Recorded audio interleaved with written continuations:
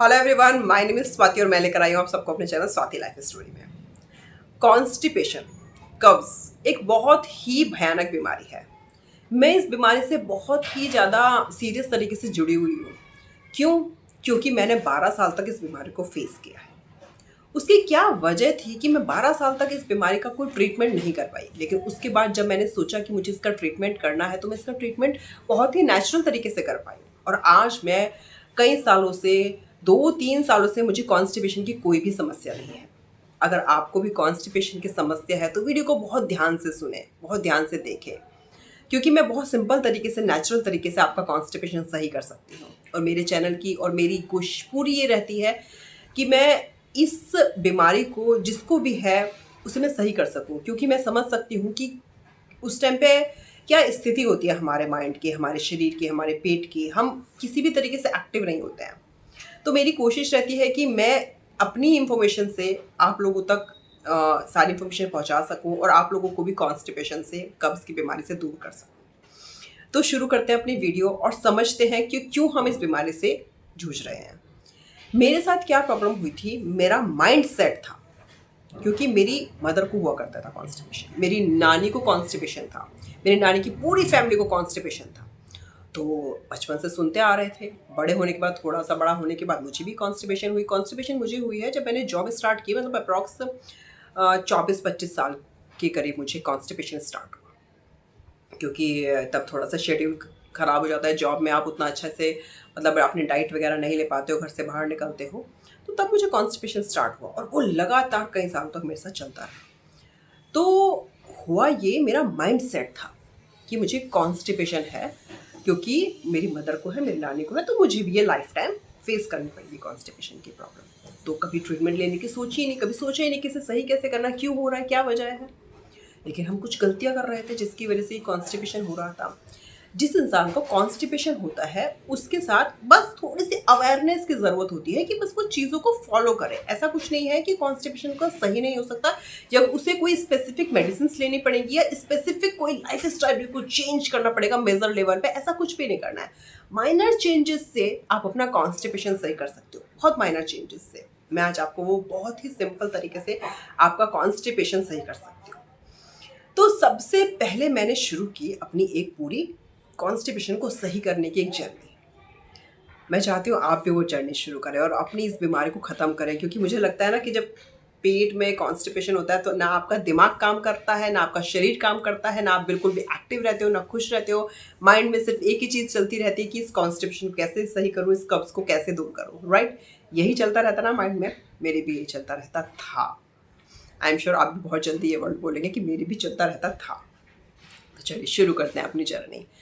सुबह सुबह उठ के ना आप कोशिश करो कि 4 से 5 गिलास गर्म पानी घूम घूम के कुछ इस तरीके से पियो। तो मैं ले आई हूँ गर्म पानी, 4 से 5 गिलास हल्का गर्म पानी है ये, प्लेन वाटर।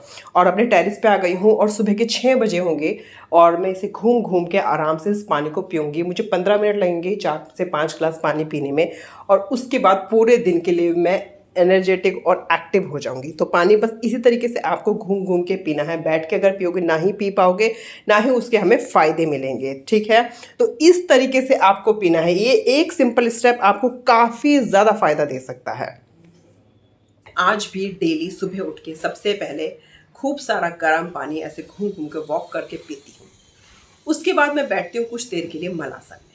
मलासन हमारे कॉन्स्टिपेशन वाले पेशेंट्स के लिए, समझो ये आसन किसी वरदान से कम नहीं है। आजकल इंडियन टॉयलेट्स तो घर में होते नहीं हैं, सबके घर में वेस्टर्न टॉयलेट्स हैं, और ये वेस्टर्न टॉयलेट्स से सबसे बड़ी वजह है कॉन्स्टिपेशन को बढ़ावा देने की, कब्ज़ को बढ़ावा देने की। तो आपको मलासन में किसी भी कीमत पे बैठना ही होगा।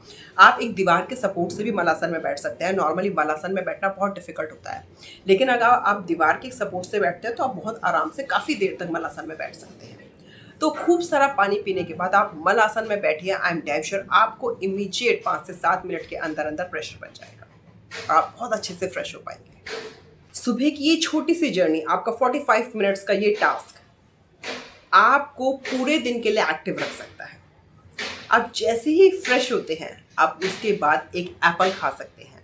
एप्पल कॉन्स्टिपेशन वालों के लिए ना बड़ा अच्छा रहता है। सुबह उठ के फ्रेश एक एप्पल, जूसी एप्पल खाइए तो पेट की अंदर से एप्पल में बहुत सारा फाइबर होता है, तो पेट की ना अंदर से बड़ी अच्छे से क्लीनिंग हो जाती है। आपके जो टॉक्सिक्स हैं पेट के, वो सारे धीरे धीरे करके निकलने लगते हैं।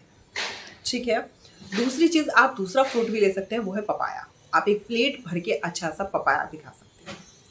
पेट वाले पेशेंट्स के लिए या कॉन्स्टिपेशन वाले पेशेंट्स के लिए, मतलब मुझे लगता है पपाया किसी भी वरदान से कम नहीं है। एक सॉफ्ट पपाया लीजिएगा, हार्ड पपाया नहीं, कुछ सॉफ्ट पपाया लीजिएगा, उसे अच्छी क्वांटिटी में खाइएगा पपीते को। तो उस पपीते को आप खाओगे तो भी आपके पेट की बहुत अच्छे से सफाई हो जाएगी, बहुत अच्छे से क्लीनिंग हो जाएगी।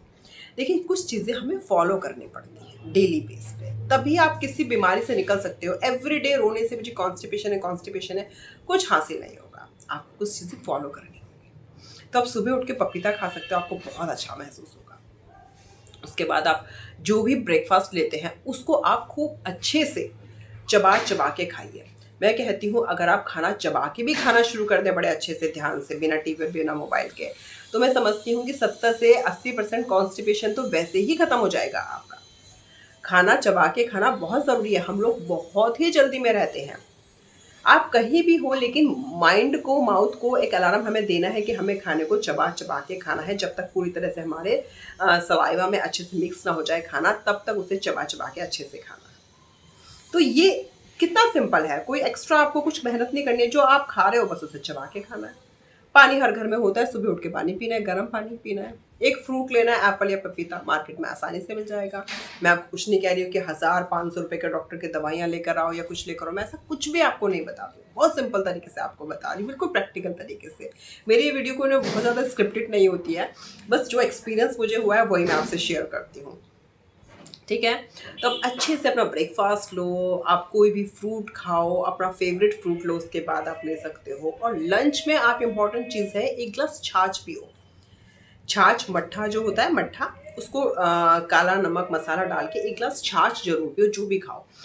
छाछ क्या होता है, आप कुछ भी खा रहे हो ना, उसको डाइजेस्ट करने में बहुत हेल्प करता है। और खाना खाने के बाद, तुरंत बाद, आप एक बहुत अच्छा, मैं आपको आसन बता रही हूँ, वो है वज्रासन। जो भी कुछ आपने खाया है वो इमीडिएटली डाइजेस्ट करता है। वज्रासन एक यही आसन है जो खाना खाने के बाद आप इमीडिएट कर सकते हो। एक टिप मैं आपको साथ में देती हूँ। आप सुबह जैसे प्रॉपर फ्रेश नहीं हो पाते, तो आप कोशिश करो एटलीस्ट 2 बार फ्रेश हो, सुबह और शाम। शाम को भी चाहे आपको प्रेशर बने या ना बने, लेकिन आपको वॉशरूम फ्रेश होने के लिए जाना है। ठीक है। तो 2 बार फ्रेश हो गए तो भी उसके बहुत सारे आपको फ़ायदे मिलेंगे। ठीक है। अपना आप सिंपल डिनर करो, जो भी आप कुछ खाते हो, बस कोशिश ये रखिए कि आप सब्जी की मात्रा थोड़ी ज़्यादा रखें। सब्जी क्या है, हमारे लिक्विड सोर्स हमारी बॉडी में जाना ज़रूरी है। लिक्विड सोर्स, फाइबर, सब वेजिटेबल्स, ये सब चीज़ें हमारी बॉडी में, कॉन्स्टिपेशन वाले की बॉडी में जाना ज़रूरी है। आपने सुना होगा, सबको कहते हैं कि पानी खूब पियो, पानी खूब पियो, पानी खूब पियो। पूरे दिन हम पानी पीते हैं, उसका उतना फ़ायदा नहीं हमें मिलता है।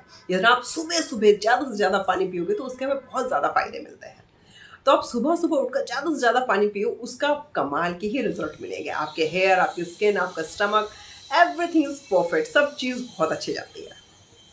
तो डिनर आप अच्छे से लो, और कोशिश करो डिनर 7 से 8 के बीच में आप कर लो, जिससे उसे डाइजेस्ट होने में मतलब समय मिल जाए और आपको अच्छी भी नींद आए। एक इम्पॉर्टेंट चीज़ आपको बताती हूँ, कुछ दिन तक लगातार आप इसब घोल ले सकते हैं। इसब घोल आप पानी में ले सकते हैं, आप गर्म दूध में ले सकते हैं। आधा ग्लास आप दूध लीजिए, उसमें 2 चम्मच इसब घोल डालिए, एकदम से मिक्स कीजिए और आप उसे पी जाइए। इसब घोल में बहुत सारा फाइबर होता है, वो आपकी इंटेस्टाइन में जाकर बहुत अच्छे से आपके पेट की डीप क्लीनिंग करता है, लिटरली डीप क्लीनिंग करता है। और इसके कोई साइड इफ़ेक्ट भी नहीं होते हैं, और ना ही इसकी हमें आदत पड़ती है।